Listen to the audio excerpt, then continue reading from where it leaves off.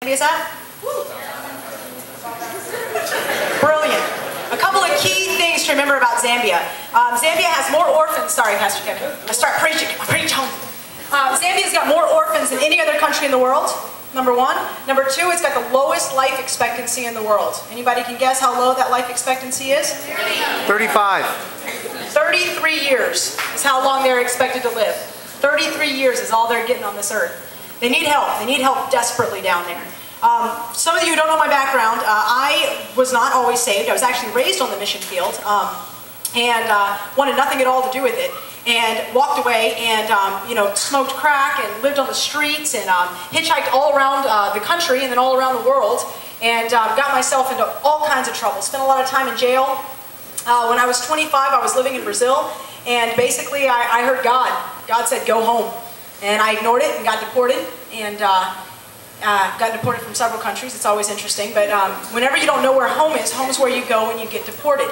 And so you find out real quick. And so I found myself back here in America wondering what to do next, and something inside me said, go down and stay with your father. And I wanted nothing at all to do with my father, and saw no reason at all to go home to be with him. And something inside me said, go down there and at least see if you can hustle him for some flow.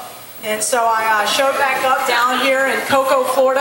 And if I was miserable in Brazil, I was despondent sitting once I got deported, and I was flatly horrified when I got back to Cocoa, Florida. And I'd been working on the beaches at Copacabana in Brazil, and now I was working in a gray cinder block building off Grissom with no windows. And I was kind of doing this all day. It was like this monotonous job, and I hated it. I just hated it. I hated my life. I cried when I woke up, I cried when I worked, and I cried when I went to bed on the 5th day on the way home. Something inside me said, you're not going back to Brazil. I'd already bought my ticket, so I knew I was going back to Brazil. It was an electronic ticket. It said, check on the ticket. I said, I'm not checking on the ticket. Something inside me said, check on the ticket. I said, fine, man. So I call up Cherie Hurston, Varig Airlines, February 21st, Rio de Janeiro. So there's no ticket. Said, I know there's a ticket. I've already purchased it. I've already paid for it. They said, call your credit card company. So I call my credit card company. I said, I'm looking at the bill right here. I've already been charged for this ticket. Where is it? They said, you don't have a ticket. I said, I know I've got a ticket. I already purchased it. They said, ma'am, you've never had a ticket purchased on your credit card. And I sat there on the side of the road, and I very angrily and very flippantly said, God, is this you? Because you're messing with my life, and I don't appreciate it. When I didn't say messing, I used another word that started with F. And I felt something inside me say, you're 25, what have you done with your life? I said, what do you mean, what have I done with my life? I have 4 degrees from university. I've traveled through 43 countries. I've done everything that I've wanted to do. And I heard something say, what have you done? What have you done that's had purpose and significance? What have you done to make your own life, much less anybody else's, any better? What have you done? And I had nothing to answer. I said, you think you could have done better?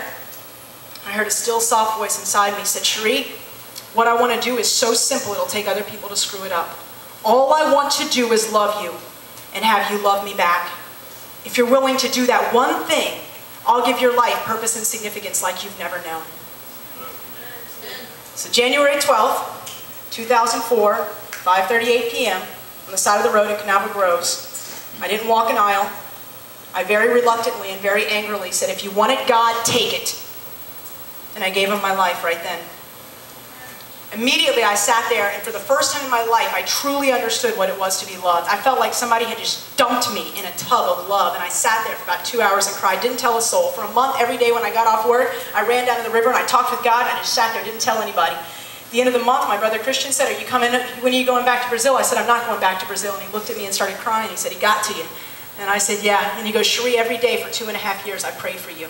I knew if I could get you in the kingdom, there's no telling how many others I could get. I prayed for you every day for 2.5 years. Don't give up on your family. He got me. Probably about 3 months into that, I started to get into ministry. First thing I did was work at the Impact Center, wonderful ministry. If you ever get a chance, please do it. It's wonderful, wonderful. Talk to Carrie and Amy Tofa. After I did that, I started working at the old folks home. Then I started delivering Meals on Wheels. Then I started working with teenagers. Many of you have been blessed to share a lot of my life with. And before you know it, I had ministries everywhere. Before you know it, God was sending me around the world. He paid for me to go around the world 8 times. Around the world. I've worked in refugee camps, orphanages, clinics. I've been there when children were dying, and I was the only hope they had, and I was able to share Jesus with them. God told me to go to Zambia. He told me about 2 months ago, he said, you need to go to Zambia. I said, God, I need $10,000. Within the first week, I had raised $6,000. I leave in 2 weeks. I've got almost all my money together. It's not about you and it's not about finances. When God calls you, you can go. When you understand how much God loves you, how can you keep it to yourself? Doesn't matter if you're going to Zambia or if you're going to the 7-Eleven. Do what it takes. Go. Go. Go. Go. It's time. It's time. Now is the time. Do something different with your life. If you're not happy with where it is, do something different. It's in your hands. God loves you. He's got a plan and He can change it. He can do what it is that you're looking for. Don't wait. I appreciate you guys sharing 3 years of my life with me. I love you all.